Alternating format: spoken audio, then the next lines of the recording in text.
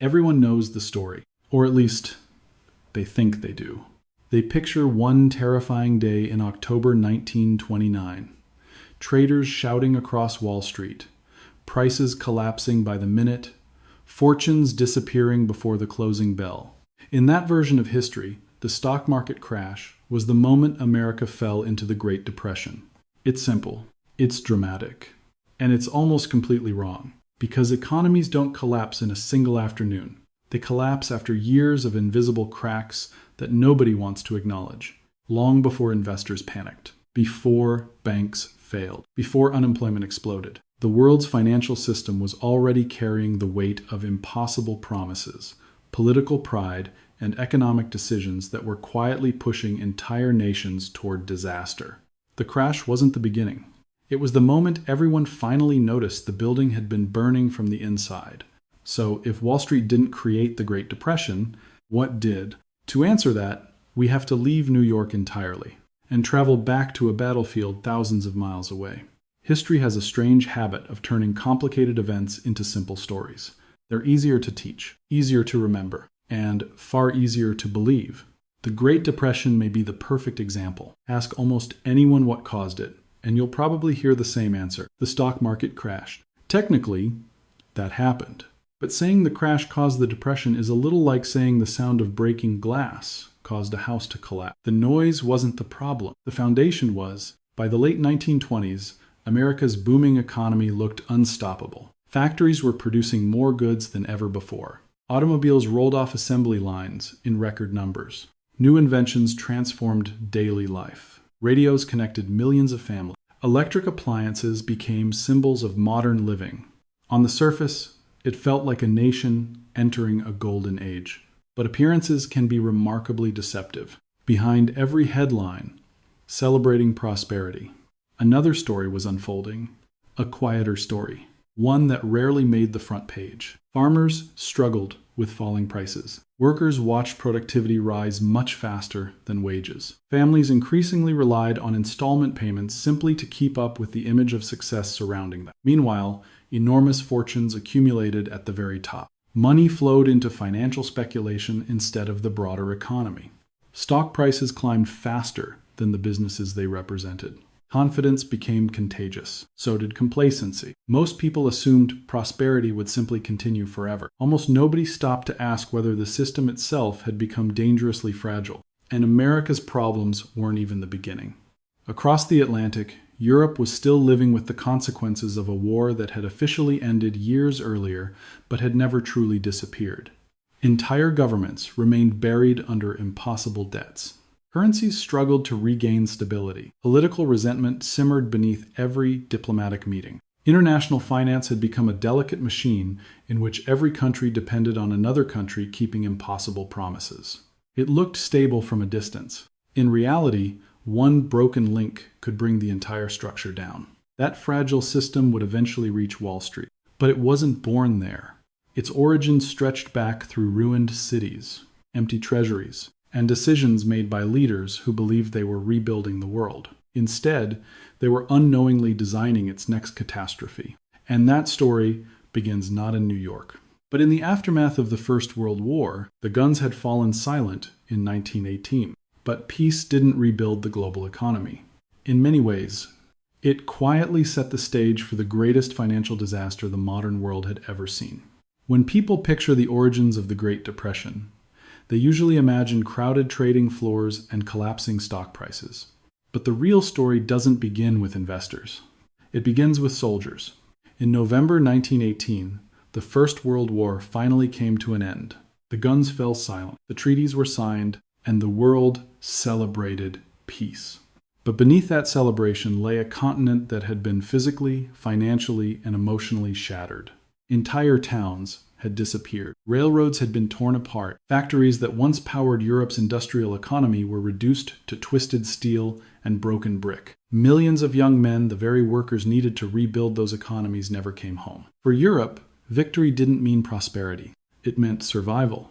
Governments suddenly faced a challenge unlike anything they had experienced before. How do you rebuild nations when your treasury is empty? How do you restore industries when your workforce has been devastated?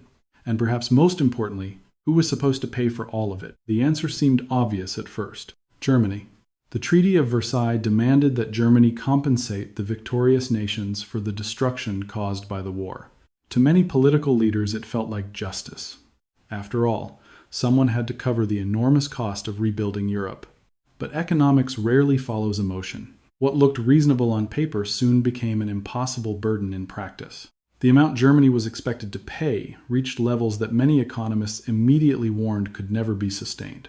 Yet political reality left little room for compromise.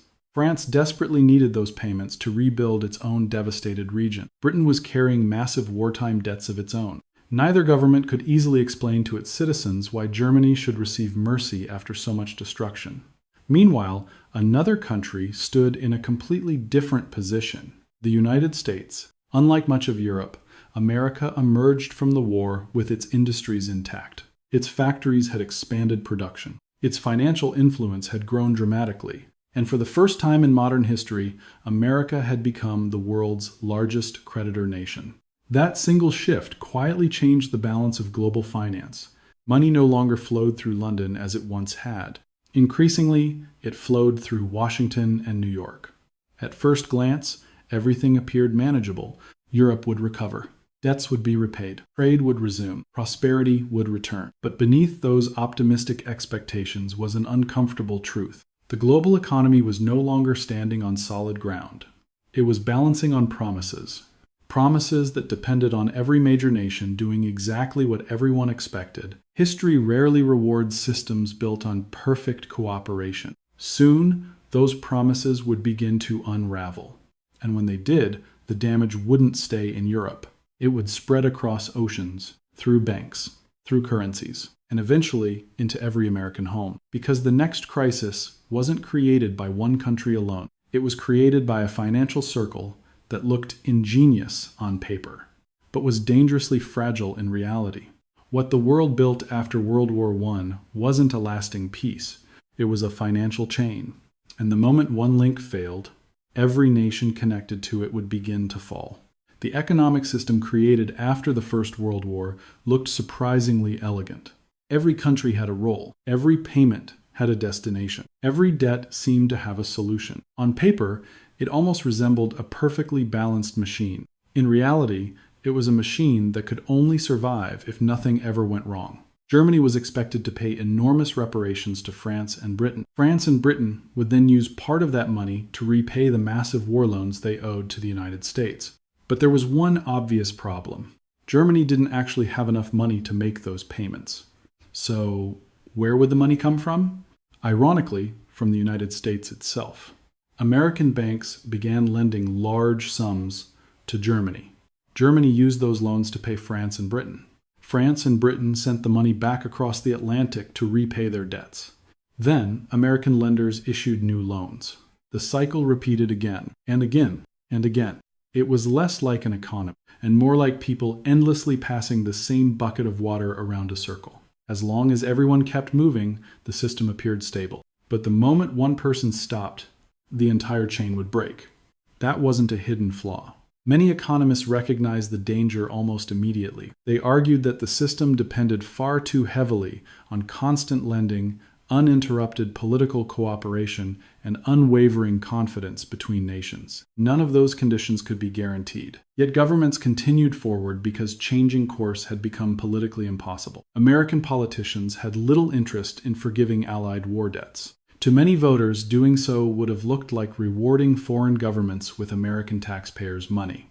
French leaders couldn't simply abandon reparation. After suffering enormous destruction during the war, asking Germany to pay wasn't just an economic decision. It had become a matter of national pride. Britain found itself trapped somewhere in between. Every government believed it was protecting its own interests. Collectively, they were creating a financial structure that grew weaker every year. The world's recovery no longer depended on stronger factories or more productive workers. It depended on confidence. Confidence that loans would continue. Confidence that governments would cooperate. Confidence that markets would never panic. History has shown countless times that confidence can disappear far faster than wealth. And once it begins to vanish, Fear spreads with astonishing speed. Banks stop lending. Businesses delay investment. Consumers spend less. Countries start looking inward instead of working together. The system that once appeared perfectly connected suddenly becomes dangerously dependent. By the middle of the 1920s, that dependence had become the invisible foundation of the global economy. Most people couldn't see it. Most newspapers barely discussed it. Wall Street certainly wasn't worried about it. But beneath the optimism of the Roaring Twenties, the world's financial system had become astonishingly fragile. It wasn't built on lasting prosperity. It was built on borrowed time, and another decision one made not by politicians, but by central bankers would quietly make that fragile system even more dangerous. Debt wasn't the only trap tightening around the global economy. An old monetary system, celebrated as the symbol of financial stability, was about to become one of history's greatest economic mistakes. By the mid-1920s, the world wasn't just struggling with debt. It was chasing something else. Gold. To modern audiences, that obsession can seem almost irrational. Why would governments allow their entire economies to be controlled by a metal locked inside bank vaults? At the time, however, the answer felt obvious. Gold represented certainty. For decades before the First World War, many of the world's largest economies had tied the value of their currencies directly to gold. It created confidence in international trade, encouraged investment across borders, and gave businesses a predictable financial environment. If one country imported too much, gold would leave its reserves. Its money supply would naturally tighten. Prices would gradually fall. Exports would become more competitive. Eventually, gold would return. The system wasn't perfect, but under relatively stable conditions, it had worked. That success convinced many policymakers that the quickest way to restore the global economy after the war was to restore the old rules. The problem was that the world had changed. The war had completely reshaped the global distribution of wealth. Gold was no longer spread evenly across the international financial system. Instead, enormous reserves had accumulated in just a handful of countries. The United States held an extraordinary share of the world's monetary gold. France began accumulating gold at an equally remarkable pace after stabilizing its currency. That left many other nations trying to defend their currencies with shrinking reserves. Imagine trying to keep every room in a building warm while 2 rooms quietly absorb most of the heat. Eventually, the rest of the building begins to freeze. That was exactly what started happening to the international monetary system. But the real danger wasn't simply where the gold was located.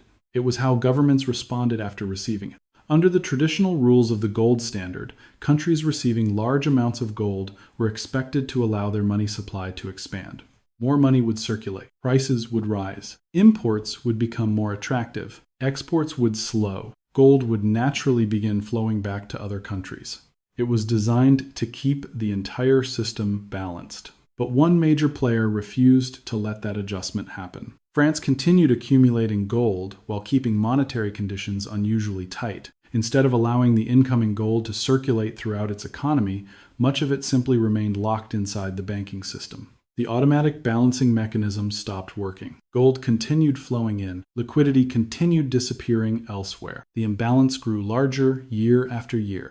Other countries suddenly faced a painful choice: protect their currencies or protect their economies. Many chose the currency. That decision forced governments to tighten credit, reduce spending, and restrict the money available throughout their economies. The very system that had once promoted stability was now spreading financial pressure from one nation to another.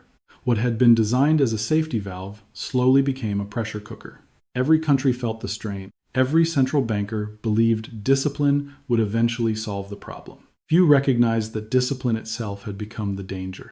And as the world's money supply quietly tightened, another unexpected event would remove one of the few people capable of recognizing what was happening. His name rarely appears in history books, yet his absence may have changed the course of the 20th century. Sometimes history doesn't change because of a war, or a révolution. Sometimes it changes because one man is no longer in the room when the most important decisions are made. History often gives enormous credit to presidents, generals, and kings. But sometimes the future is shaped by someone whose name most people have never heard. Benjamin Strong was one of those people. He wasn't elected. He didn't command an army. He rarely appeared in newspaper headlines. Yet, For more than a decade, he became one of the most influential figures in the global financial system. As the governor of the Federal Reserve Bank of New York, Strong understood something many policymakers struggled to see. The world economy no longer operated country by country. It had become deeply interconnected.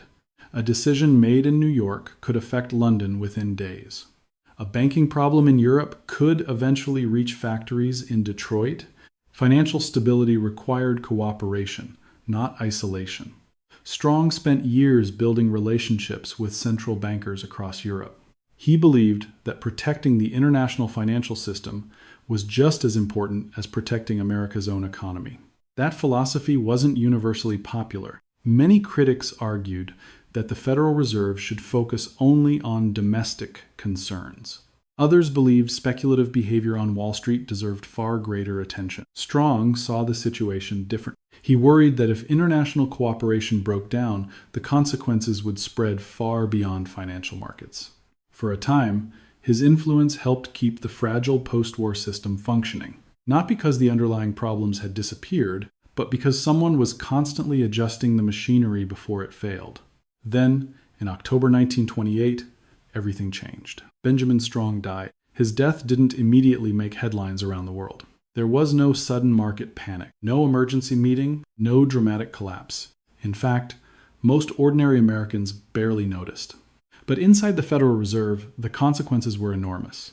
Strong had often acted as the institution's unofficial center of gravity. Without him, authority became scattered across multiple regional banks and officials who frequently disagreed about what the Federal Reserve should actually do. Instead of decisive leadership, there were competing opinions. Instead of coordinated action, there was hesitation. And hesitation can become incredibly expensive when a financial crisis begins to unfold.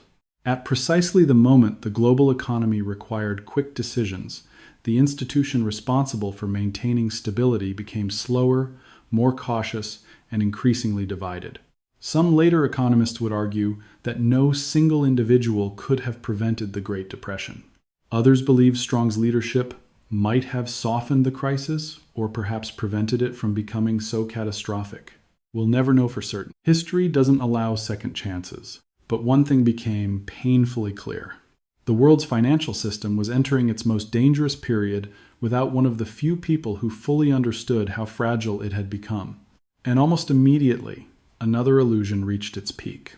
America appeared richer than ever. The stock market soared. Luxury spread across cities. Consumer confidence exploded. Yet beneath that extraordinary prosperity, the country's economic foundation was beginning to crack. Not because businesses stopped producing, but because millions of Americans could no longer afford what those businesses were producing. The Roaring '20s looked like the greatest success story in American history. But behind every new automobile, every new radio, and every record-breaking stock price, a silent imbalance was growing stronger. By the end of the 1920s, America looked unstoppable. New skyscrapers stretched higher into the sky. Automobiles filled city streets. Electric lights transformed the night. Families gathered around brand new radios. Every newspaper seemed to celebrate another economic milestone. To the rest of the world, the United States appeared to have discovered the secret to endless prosperity. But appearances can be dangerously convincing. The country wasn't becoming stronger at the same pace for everyone. It was becoming richer, for fewer and fewer people. While factories continued increasing production year after year, the rewards of that growth were flowing unevenly through society. Corporate profits climbed. Stock prices surged. Large fortunes expanded at extraordinary speed. Yet millions of ordinary workers experienced something very different. Their wages failed to keep pace with the economy surrounding them. The gap wasn't immediately obvious. Most families still appeared to be living better than before. They bought cars, furniture, household appliances, even homes. But many weren't paying with money they already had. They were paying with money they expected to earn tomorrow. Installment buying became a normal part of American life. A family could bring home a refrigerator today and worry about paying for it later. A new automobile no longer required years of saving. Credit made prosperity feel available to almost everyone. At first, it seemed like a miracle. Businesses loved it. Consumers loved it. Politicians praised it. But credit has a dangerous habit.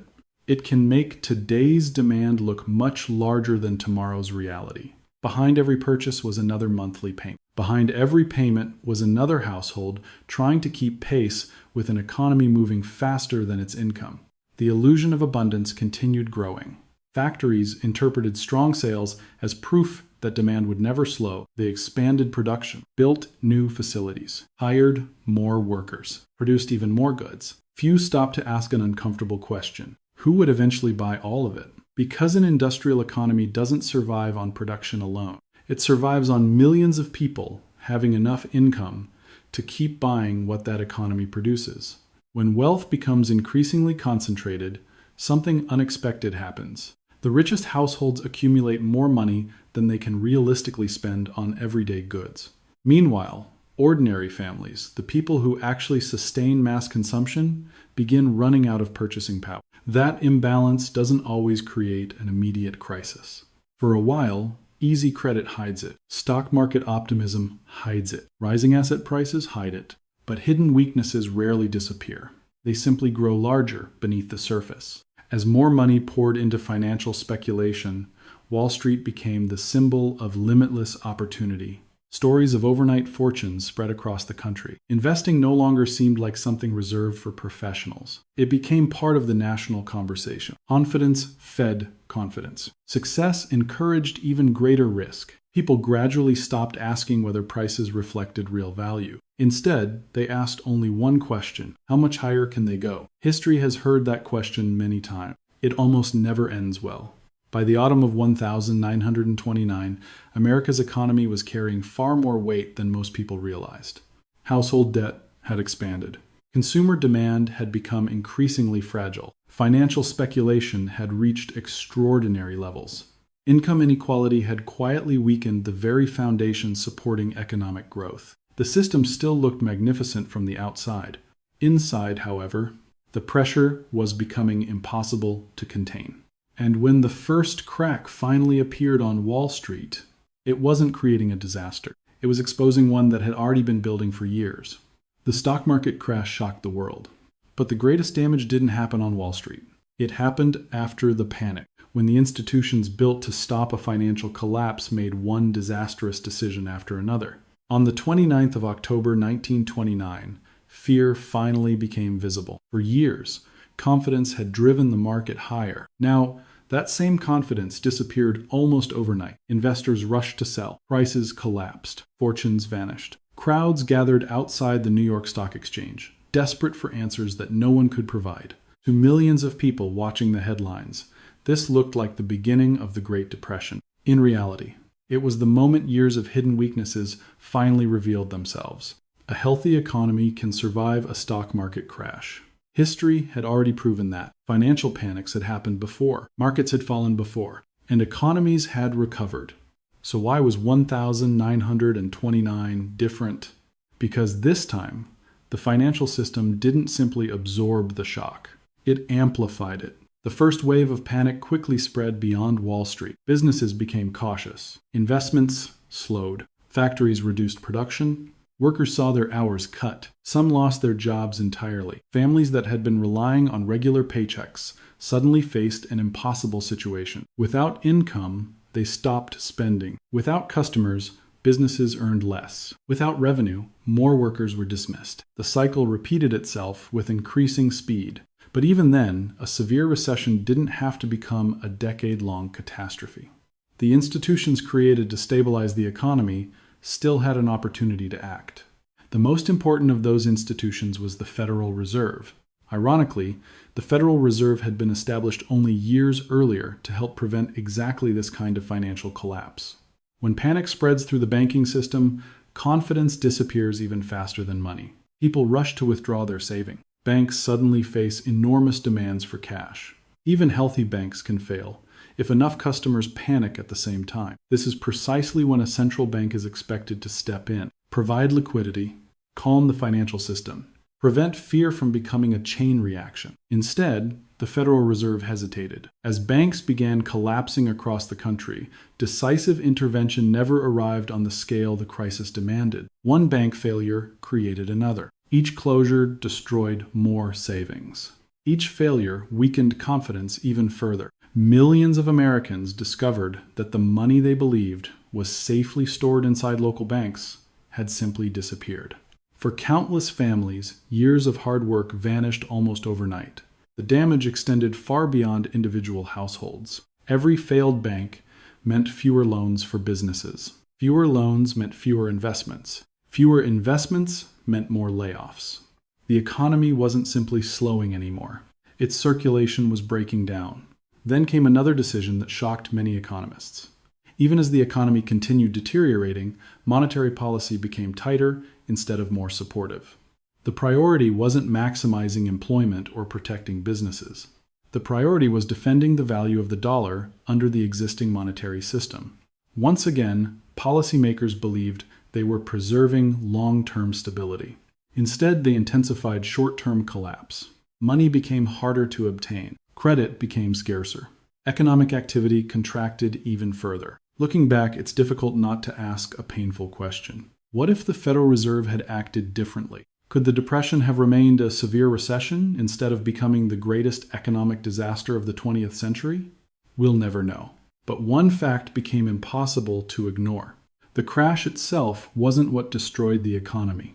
It was what happened after the crash. And just when the global economy desperately needed cooperation, another political decision would push the world even closer to collapse. As banks failed and economies weakened, governments faced a choice: open their markets or close their doors. The decision they made would turn a national crisis into a global one. By the early 1930s, the United States wasn't the only country in trouble. Factories were slowing, banks were under pressure, investors had lost confidence.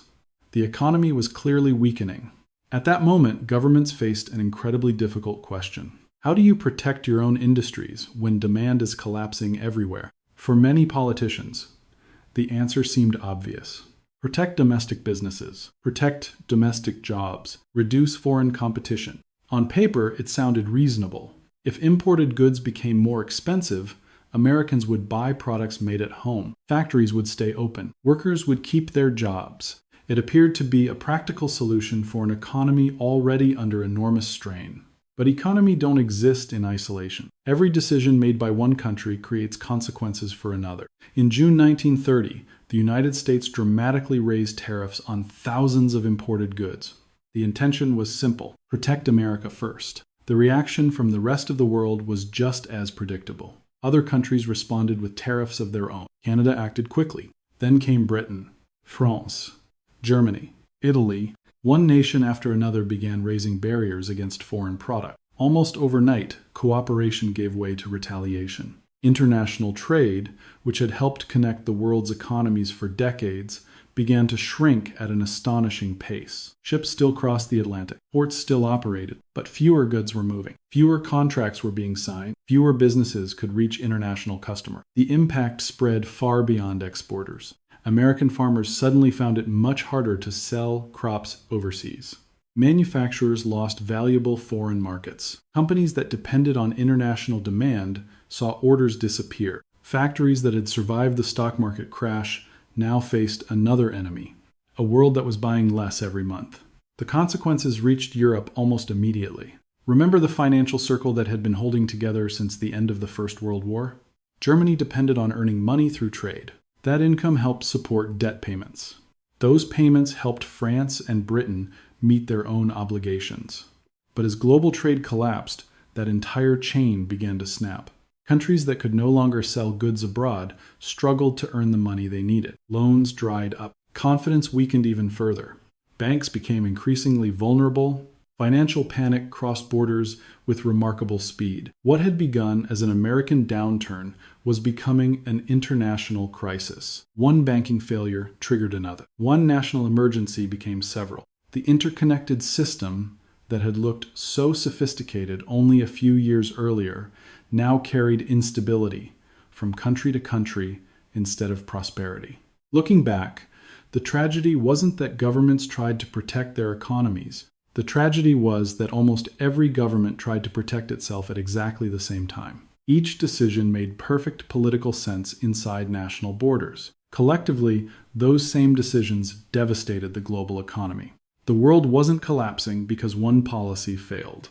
It was collapsing because every country responded to fear in almost exactly the same way. And once that happened, even strong economies found themselves trapped inside a crisis that no nation could solve alone. By now, every piece of the puzzle had fallen into place. War, debt, gold, banking failures, income inequality, financial speculation, trade barriers. Each problem had reinforced the next. What remained was to understand how all of these separate mistakes merged into a single catastrophe, unlike anything the modern world had ever experienced. The Great Depression wasn't caused by one bad decision. It was created when years of separate mistakes collided and began feeding one another in a cycle that seemed impossible to stop. By this point, it's tempting to look for a single villain. One disastrous law, one reckless banker, one irresponsible government, one fatal mistake. History is rarely that simple. The Great Depression became the worst economic disaster of the modern era because every weakness that had been building for years finally collided at the same time. Think of it like a bridge. One cracked support doesn't usually bring it down. Neither does a single loose cable or one damaged pillar. But when every weakness is left unattended, collapse becomes only a matter of time. That is exactly what happened to the global economy. The First World War left behind a mountain of debts that no country could comfortably repay. Instead of resolving those obligations, governments created a financial circle that depended on continuous borrowing and perfect international cooperation. It looked stable, but stability built on constant confidence is never truly stable. Then came the return to the gold standard. Leaders believed they were restoring discipline. Instead, they tied the world's financial system to rules that no longer matched reality. Gold accumulated in a few countries, while liquidity quietly disappeared from many others. The imbalance spread silently. Every nation, trying to defend its currency, tightened monetary conditions. Every tightening reduced economic activity somewhere else. What had once been a mechanism for balance became a machine for transmitting crisis. At the same time, America's prosperity rested on an increasingly fragile foundation. Factories produced more than ever. Corporations earned record profits. Stock prices reached extraordinary heights. But millions of households struggled to keep pace. Easy credit concealed the growing gap between rising production and stagnant purchasing power. For a while, borrowing disguised the problem.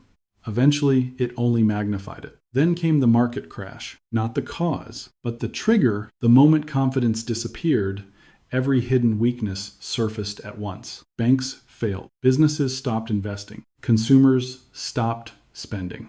Credit evaporated. Production slowed. Layoffs spread across the country. Still, the crisis might have been contained. Instead, critical institutions hesitated. The Federal Reserve allowed the financial system to tighten while panic continued spreading. Money became scarcer precisely when the economy needed it most. Confidence deteriorated even faster. Then governments made another fateful decision.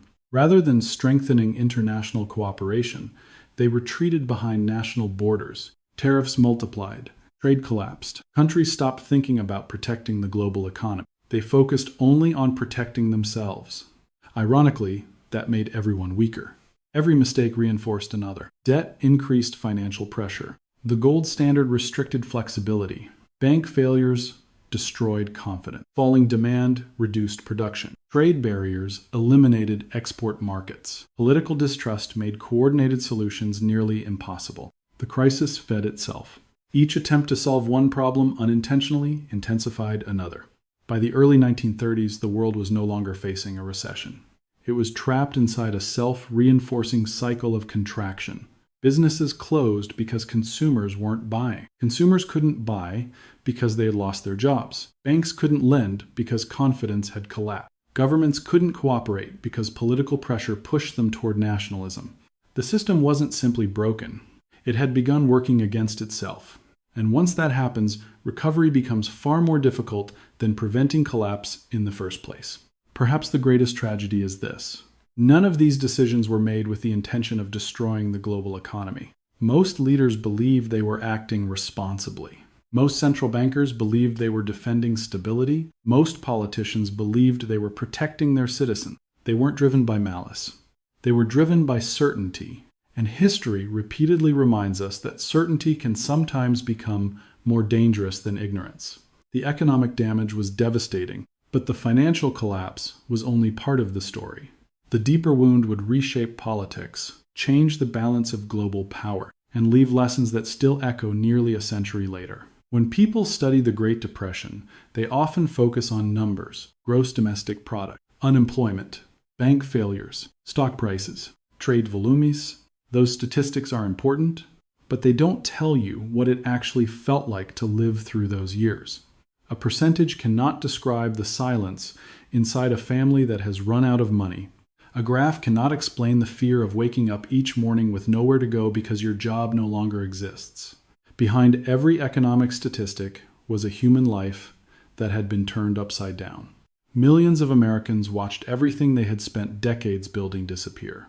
Savings vanished when banks closed their doors. Businesses that had survived for generations shut down forever. Parents skipped meals so their children could eat. Families packed their belongings into old trucks, leaving behind homes they never imagined they would lose. For many people, poverty wasn't temporary. It became their new reality. The damage reached far beyond personal finances. Trust itself began to disappear. People stopped believing that banks would protect their savings. They stopped believing that markets would always recover. Many even stopped believing that governments truly understood what ordinary citizens were experiencing.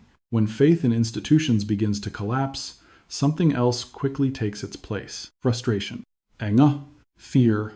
History has shown that economic desperation rarely remains confined to the economy. Sooner or later, it reshapes politics. As unemployment spread and hope faded, extremist movements found new audiences across the world. Simple answers became more attractive than complicated truths. Blaming outsiders became easier than solving structural problems. Promises became more persuasive than evident. The consequences would eventually reshape global history. The road toward the Second World War wasn't built overnight. It was paved by years of economic instability, political distrust, and growing desperation. That may be the most important lesson of the Great Depression. Economic crises don't only destroy wealth. They reshape societies, they redefine governments, and they change the way entire generations view the future. Which brings us back to the question we started with. Did the stock market crash cause the Great Depression? Not really. The crash was simply the moment when years of hidden failures could no longer remain hidden. The real causes had been accumulating long before investors panicked on Wall Street. A world burdened by unresolved war debts. A fragile international financial system built on continuous borrowing. A monetary framework that demanded rigidity when flexibility was desperately needed. A widening gap between wealth and ordinary incomes. Financial institutions that reacted too slowly. Governments that chose protection over cooperation. None of those problems alone guaranteed disaster. Together, they became impossible to escape. Perhaps the most unsettling part of this story isn't what happened in the 1930s. It's how familiar many of these patterns still feel today. Rising debt, growing inequality, trade tensions, political polarization, questions about the limits of central banks, debates over globalization. History never repeats itself in exactly the same way, but it often echoes, and those echoes are easiest to recognize when we stop reducing history to simple stories. The Great Depression wasn't a single event. It was a chain reaction, a reminder that civilizations rarely collapse because of one dramatic mistake. More often, they fall because many smaller mistakes are ignored until they become impossible to reverse. If understanding this story changed the way you think about economic history, we'd love to hear your perspective. Which factor do you believe pushed the world closest to the edge? Was it the crushing burden of war debt, the rigidity of the gold standard, the Federal Reserve's response, or the collapse of international cooperation? Share your thoughts in the comments. And if you enjoy documentaries that go beyond the headlines to uncover the deeper forces shaping history, consider liking this video and subscribing. Because sometimes the biggest events in history aren't caused by the moments everyone remembers. They're caused by the decisions almost everyone forgets.